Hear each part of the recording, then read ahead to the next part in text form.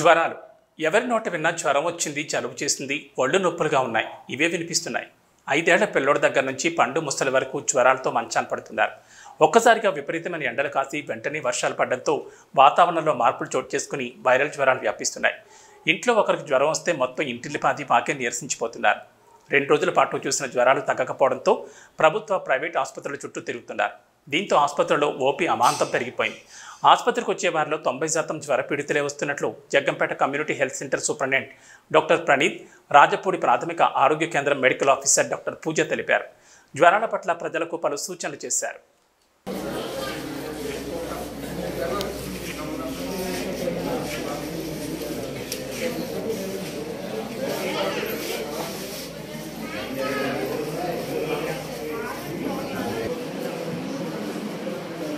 దగ్గు జలుబు ఏమైనా ఉన్నాయా? దగ్గు జలుబు ఒళ్ళు నొప్పులు ఉన్నాయా?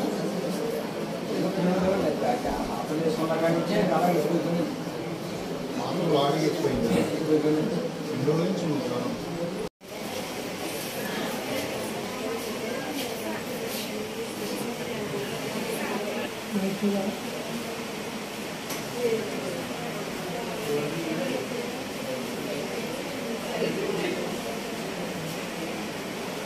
నేను డాక్టర్ పూజ అండి, రాజపూడి పిహెచ్సి మెడికల్ ఆఫీసర్. ఇప్పుడు నేను ప్రత్యేకంగా సీజనల్ డిసీజెస్ గురించి మాట్లాడాలనుకుంటున్నాను. మనం చూసుకుంటే గత నెల రోజుల నుంచి కొంచెం జ్వరాలు అవన్నీ ఎక్కువ ఉంటున్నాయి.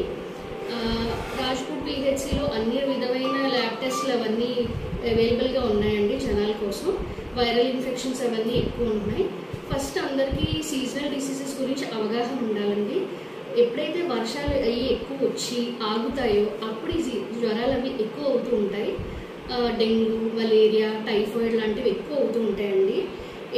ఈ వర్షాలు నీళ్లు మన ఇంటి కుండీల్లో కానీ, కొబ్బరి చిప్పల్లో కానీ ఇవన్నీ స్టోర్ అయి ఉన్నప్పుడు ఆ దోమ ఒక గుడ్లు అవి లార్వా అయ్యి మల్టిప్లై అయ్యి దానివల్ల ఒకరి నుంచి ఒకరికి డెంగ్యూ జ్వరాలు వచ్చే అవకాశాలు చాలా ఎక్కువ ఉంటాయి.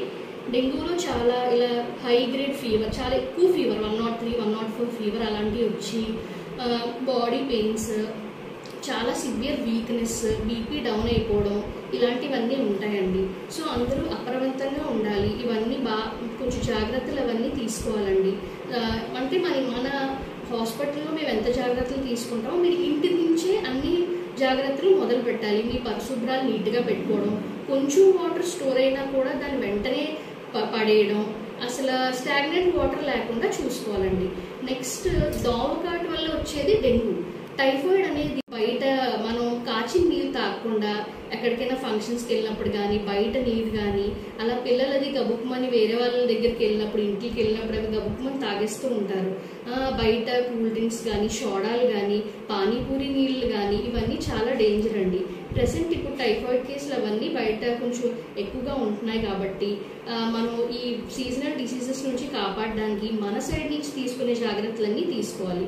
అలాగే ఇలా మా రాజపూడి హాస్పిటల్లో వైరల్ డిసీజెస్ గురించి ఎవరైనా వస్తున్నా కూడా మేము ఇక్కడ అన్ని రకమైన టెస్ట్లు అవి చేస్తున్నాము. ఐవీ ఫ్లూయిడ్స్ అవన్నీ పెడుతున్నాము, ఇంజెక్షన్స్ పెడుతున్నాము. సో మీ సైడ్ నుంచి కూడా జాగ్రత్తలు తీసుకోండి. ఎవరికి ఏ ఇబ్బంది ఉన్నా సరే రాజపూడి పిహెచ్సికి వస్తే మేము 24/7 అవైలబుల్గా ఉంటున్నామండి. అన్నిటికీ మేము ట్రీట్మెంట్ చేస్తాం. సో ఈ మధ్యన కూడా మన హాస్పిటల్లో ఓపీ పెరగడానికి ఒక ముఖ్యమైన కారణం ఏంటంటే మన దగ్గర సేవలు అందుబాటులోకి ఎక్కువగా తీసుకురావడం జరిగిందండి. ముఖ్యంగా తల్లి పిల్లలు ఆ సేవలు మాత్రం, అంటే గర్భిణీ స్త్రీలకు సేవలు చాలా మెరుగుపరచడం జరిగింది. ఇంతకుముందు నెలకి 25 జరిగే డెలివరీలు కాస్త ఈ మధ్యన 40కి చేరుకున్నాయండి. అంటే చాలా వరకు ఇంప్రూవ్మెంట్ జరిగింది. పుట్టిన పిల్లలకు కూడా పుట్టగానే వాళ్ళకి థైరాయిడ్ టెస్టులు కానీ, చెవి పరీక్షలు కానీ ఫ్రీగా ఉచితంగా చేస్తున్నామండి. అన్నీ చేసి మనకు పుట్టిన పిల్లలకు కూడా ఫోటోథెరపీ ఇట్లాంటివన్నీ మనం ఇనీషియల్గా వచ్చే కామెర్లకి ఇట్లన్నిటికీ ట్రీట్మెంట్ ఇక్కడే అందిస్తున్నాం, ఎక్కడికి పంపించుకుంటాం. కాబట్టి మన దగ్గర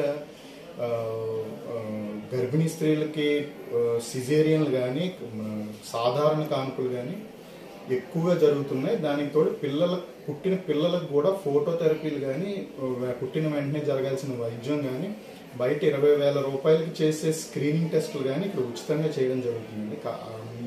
ఇవన్నీ కారణాలు. వైద్యులు గర్భిణీ స్త్రీ ప్రసూతి వైద్యులు కానీ అందరూ అందుబాటులో ఉండడం ఇదంతా కూడా ఒక కారణంగా మేము అనుకుంటున్నాం.